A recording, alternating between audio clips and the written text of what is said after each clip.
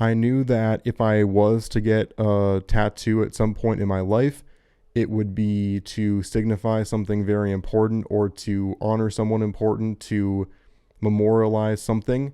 And that is exactly what I ended up doing. I got a tattoo just this last weekend. And this whole video is going to be me just basically breaking down why I got it, when I got it, the whole process a little bit. I'll go into a little bit of the actual tattoo process, but most of this video is mostly going to be explaining the reason for my tattoo and to talk about someone very, very special in my life. But welcome to the Flipside Variety channel. My name is Connor Philippi, and I'm just going to go ahead and rip the bandage off, so to speak. I'm going to show it to you right now. You can take a look at it right here. There's a little bit of bruising on this other end still because I got it only a couple days ago, but you can see it kind of in its full glory, and I'm really happy about this. I'm really excited about the way it turned out. Before I forget to do any of that, I want to give a big shout out to Aloha Monkey in Burnsville. They did an amazing job on this tattoo. They were really great about me having my very first one.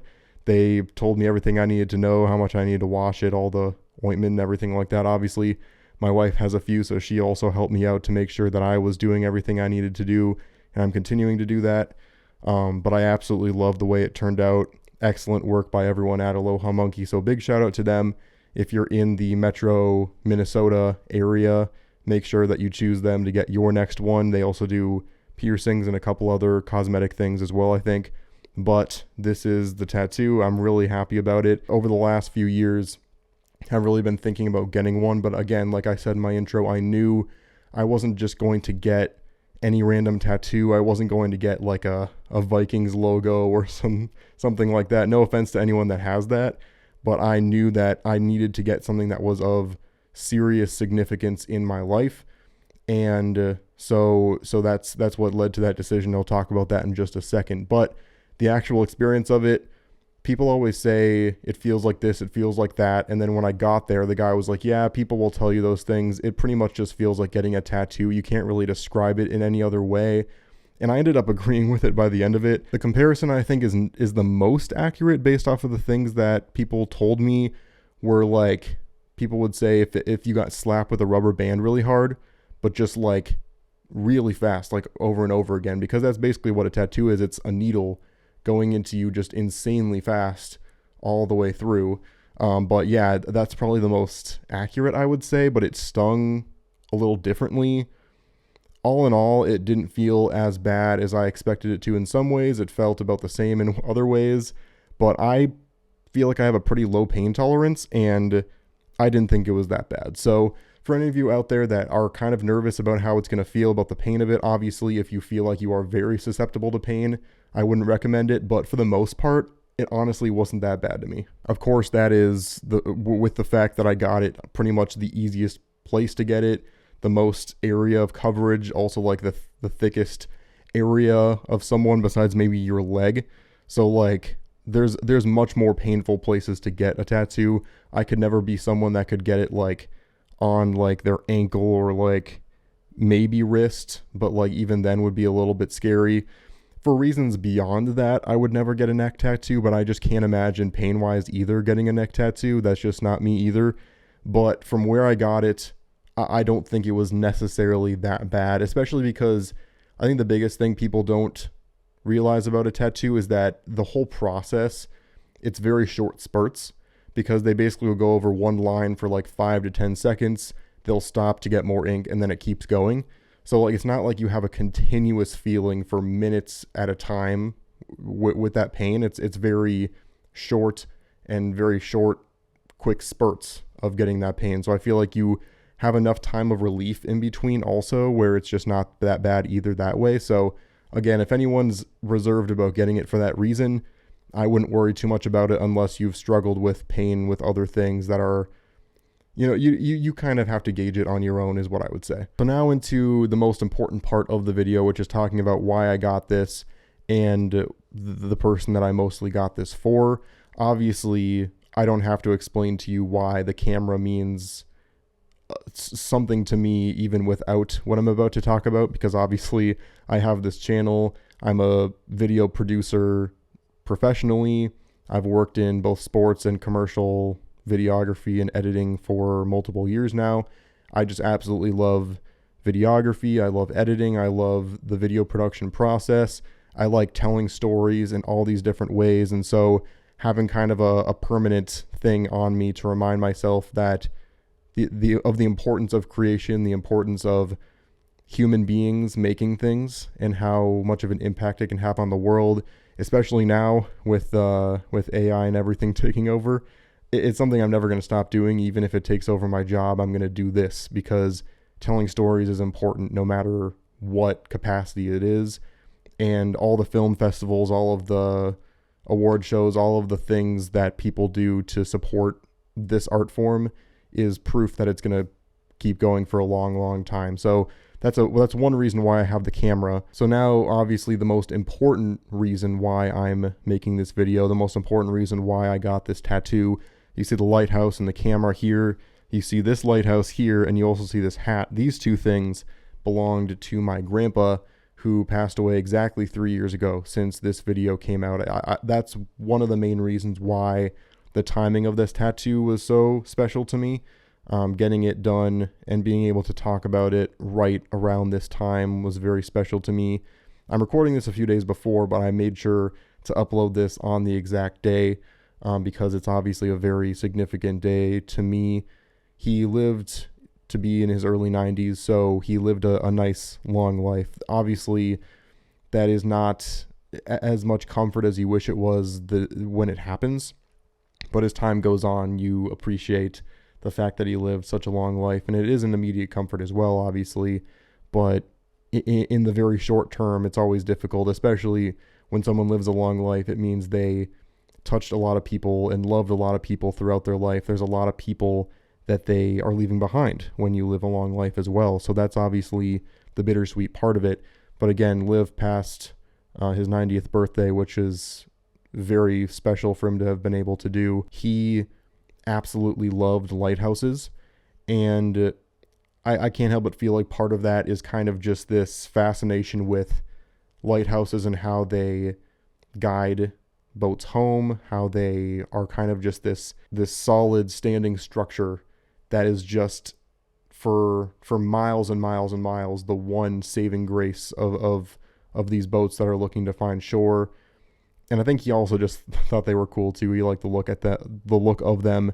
And you see this one here, he collected dozens of them. He had an entire basement filled with them, and he collected them all the time. And obviously when he passed, we all took one, and I'm sure some people took multiple because there were a lot of them. And it makes it perfect, honestly, that he loved lighthouses as much as he did, because it's also just a perfect metaphor for who he was as a person. And this is something that I talked about in my eulogy for him at his funeral, because he was kind of the lighthouse metaphorically of our entire family. He was always the guiding force. He was always, he built this family.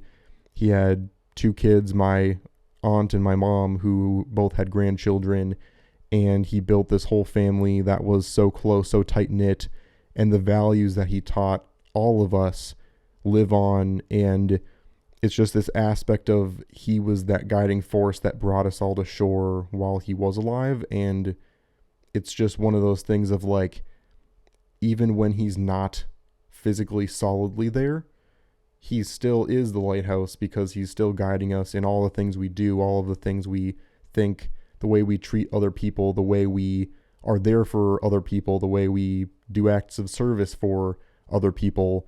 He is always there in us, guiding us to do all those things, to say all those things, to be the people that we are.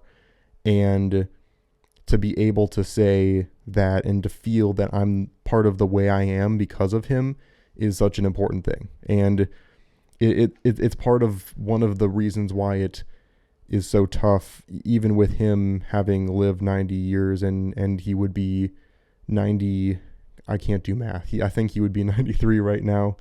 He might be 90, he might have been 94. So obviously it's a very long life to live, but it still is difficult when, like, I feel like the older I get, the more I feel like I am more like him, because I notice these things, and and these mannerisms that I've had for a little while, but that just have continued to grow stronger. You know, obviously I get a lot of my dad jokes from my dad, but I certainly got them from my grandpa as well. The way that I kind of talk sometimes, the way that I do certain facial expressions, I just notice these things where I'm like, I didn't notice these things nearly enough when he was here. And the more I notice them now that he isn't here, it does make it difficult and makes me miss him even more. But it also just like, it's the same aspect of like, who he was is in me as well, and he's guiding me through all these storms in my life. And it's difficult to not have him, of course, but it just, the lighthouse metaphor is perfect when it just feels like he's still here guiding me throughout my life. And then the camera aspect as well, like I talked about, the camera is a reference to me in my career, obviously, and what I like to do, but it's also a reference to the fact that what I love to do, the fact that I love to be behind the camera and the fact that I love creating stuff is so much his influence in my life. You know, my dad obviously was a big part of that too. He had a video camera out and he was always making home videos for us as kids, and so I can attribute a lot of that to my dad as well, and the idea of telling stories, the idea of capturing the important moments. My grandpa was such a huge factor of that as well. He was, technology-wise anyway, he was the reason why I really got into the kind of cameras I use today, because he always had the nicest camera, and he, you know, obviously once it got a little more sophisticated, he liked to stick with what he knew, but he had the digital cameras. You know, he would always be the one taking the pictures. Whenever we would be at family gatherings, he would always refer to it as a Kodak moment. When we were looking through for pictures of him for his funeral, we didn't find very many, and we were like, oh shoot, like he was always behind the camera. And part of that was like, oh, we're sad that we didn't get to see more pictures of him because he was always behind the camera, but that's just kind of who he was. And it's a very beautiful part of who he was, because he understood that even if he wasn't part of the moment in that picture, he knew the importance of capturing that moment. And, you know, obviously be in the moment, all of that stuff. I'm not saying you should be taking pictures every single second of the day, but it's an important reminder that, like, when you look back and you see these moments, you're going to want those physical pictures to remind yourself of those moments. And memories can fade, but to have a physical reminder of how happy you were in that moment, of how much we were together in that moment. You know, we have pictures all the way through COVID. We have pictures all the way back to when we were 5 years old, and all of those things in between. It's such an important physical reminder. You know, I took videos of our trip to Palm Springs with me and Gwen and her grandma, and I'm so happy I did, because there are things about the way it looked, the way it sounded, that I might forget. It might slip away from my memory from time to time, but I can always watch that video and see those clips and know what it was like. And my grandpa understood that. He understood the importance of capturing those moments in order to remind us all how much fun we had, because he knew eventually he was going to be gone, and he also knew that eventually we're going to be gone, and to be able to have those physical things to leave behind was very important to him, and it's something that I love to be able to carry on in the things that I do. And that kind of brings me to my last point, kind of bringing all of this home, which is that I want everyone that watches these videos, everyone that might tune into my Northview Media page, where I make I haven't done weddings in a while, but I've made a couple wedding videos. When I make my sports videography videos, pretty much everything I've ever made, I want everyone who watches me to understand that my grandpa in this and this and this, my grandpa is part of all of that, because he gave me the initial just drive to create. He gave me the, you know, ability to understand the impact of art in this form. He led me to understand the importance of capturing the moment and showing the emotion in people, and to basically put emotion into a bottle and save it. And that's what video does. That's what photography does. It's an art form that's never going to go away, because people care about it. And as long as people care about it, it's not going anywhere. And I want everyone to watch these videos and understand that so much of what I do is hoping that I make him proud in what I make, and to be genuine and authentic in who I am in what I make, and to be genuinely proud of everything that I do. One last kind of look at the tattoo, and you'll see it throughout all my videos, and I'm really excited that I got this, and it's just a perfect permanent reminder of him. It's a reminder of why I do what I do. It's a reminder of who I am as a person, and it's a reminder of what I'm trying to be, what I'm pushing myself to be, and every day when I try to improve, it's for a lot of different people, and my grandpa is one of them. So thanks for watching this video. I know it was kind of a rambling one. I know it was just kind of a, flying by the seat of my pants one, but it's not one you can script, because it has to come from the heart, and that's what this video was. So I appreciate everyone watching. More videos with more topics that are based more on other things besides just my own life are going to be coming soon. I appreciate you watching this one though.